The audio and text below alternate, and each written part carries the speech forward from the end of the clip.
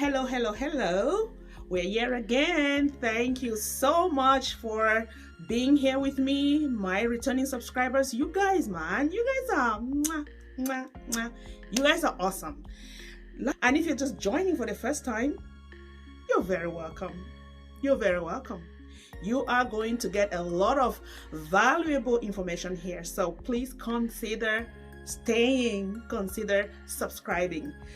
I create content here on how to run an online boutique here in Canada because I'm located in Canada. So the experiences that I share is based on within Canada.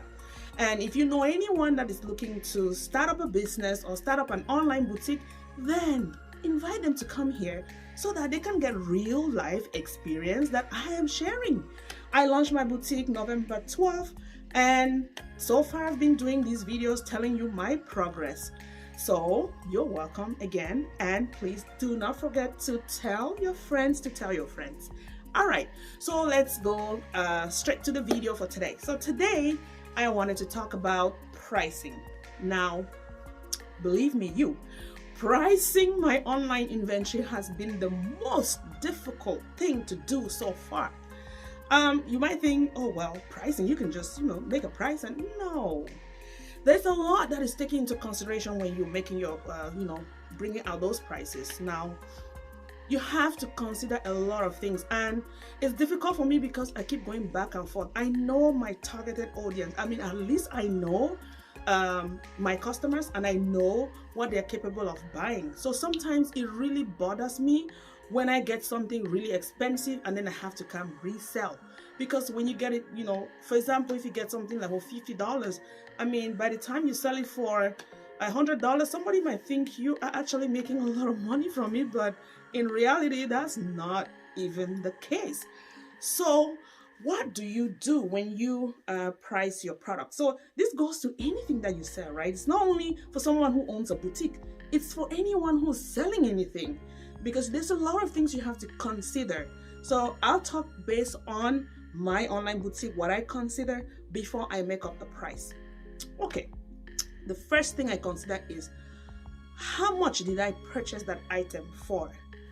And how much I purchased the item for is very, very important in my decision to make a price for the retail price for my boutique. The reason for that is because since I am so invested in giving quality products, I really spend a lot to, I don't mind buying things that are expensive, but I'm telling you right now, I feel like sometimes I should not be considering what I feel. I should be considering people out there, because some items might seem very, very expensive, and it's just because of the quality of the stuff. So the first thing that I always consider when I'm making a price is quality.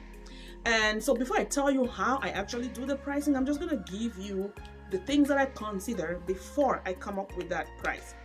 Now, I consider quality. The next thing that I consider is how much did shipping cost me?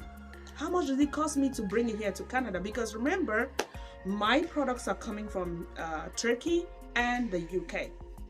Now, there are a couple of things that come from China. And again, when I say China, there's something I need to really correct here.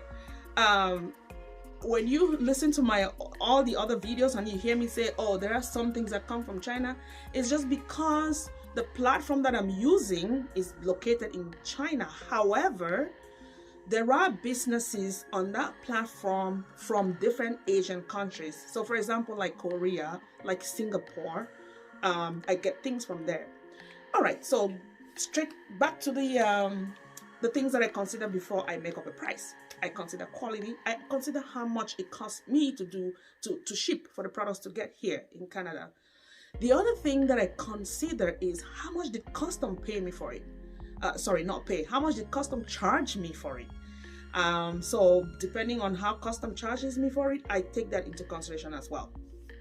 The other thing that I consider is my packaging, like how much did I use, what did I use to package these products before I ship them out? I consider that as well. And So there are so many things I might not even list here that I consider. I consider the packaging, I consider the props, I consider any giveaways that I give within the products. Not for all pricing though, but for most of them. And how do I do the pricing? So for example, let's say I bought a skirt for like $20. Now it cost me maybe $10 for shipping, and I got maybe 10 of those skirts. So what I'll do now, how will I calculate now how to sell one of those skirts? So now I'll take that shipping cost for $10 and divide it by all those 10 pieces of skirts that I got, and then I get an average, and then I add it to that $10. So let's say the average came up to maybe $1. So now I'm gonna add $1 into, sorry, my math is not good, I'm just giving you for example's sake, okay? So let's say, you know, averagely is now $1 for each of those skirts. Now I'm gonna add that $1 to the $10 that I bought the item for.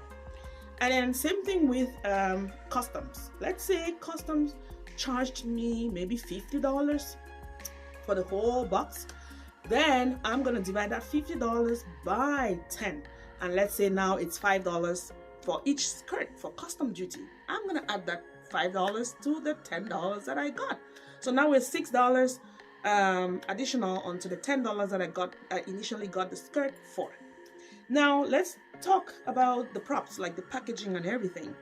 So usually I just, you know, at the bare minimum, at maybe like 50 cents or 70 cents, or at the most $1, depending on how bulky that thing is.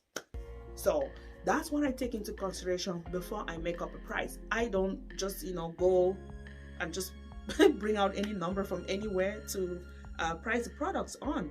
For anyone who's looking to start up any business, always consider these things before you make up your price. Don't just make up a price range from anywhere and just, you know, put it out there. Make sure you're not losing out on the initial cost that you got the item for. And the most difficult thing about pricing too is that once you've made those prices, and then there comes a time when you want to do like discounts, you want to create a discount code.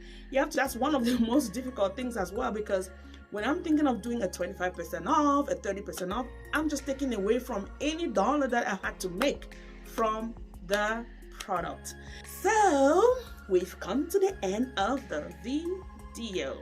Please remember, always tell me what you'd like me to talk about, like from my experience so far, and I'll be happy to explain to you exactly my experience, because I am not making videos for the sake of making. I'm telling you the truth. I'm giving you the real tea, giving the real gist. So always make sure, if you have any questions, just let me know, or you want me to talk about something else, you always let me know.